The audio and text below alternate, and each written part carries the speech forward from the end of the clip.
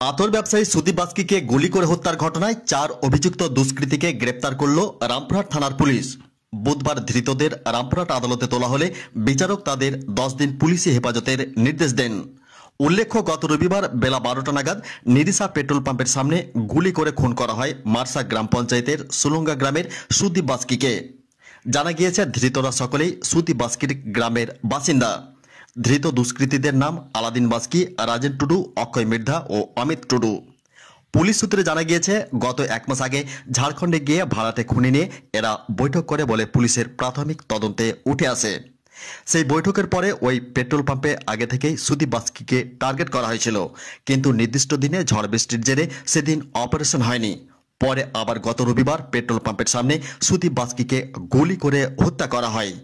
তবে এই হত্যা রহস্য প্রাথমিকভাবে যেটা জানা যাচ্ছে, এলাকার দখল কার হাতে থাকবে সেই নিয়ে দুপক্ষের মধ্যে ইগোর লড়াই চলতে থাকে।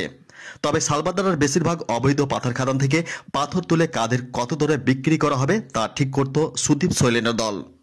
এদিন ধৃতদের মধ্যে 2 জন আগে খাদান এলাকায় পাথর ভাঙত। তারা এখন সময়ের অভিজ্ঞতাকে কাজে লাগিয়ে এখন পাথর তুলে ক্রাসেরে পাঠানোর আগে তারা কাটমানি নিত। এই কাটমানি কার দখলে যাবে সে নিয়ে 2 দলের মধ্যে বেশ কিছুদিন ধরে চলছিল লড়াই।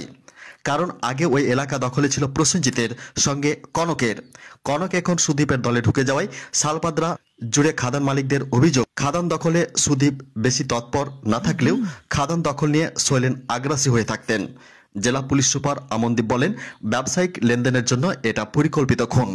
ধৃতদের জেরা চলছে, একই সঙ্গে ঘটনায় যারা যুক্ত তাদেরও খোঁজ চলছে বলে পুলিশ সূত্রে জানা গিয়েছে। Bureau report, Nalhati news express.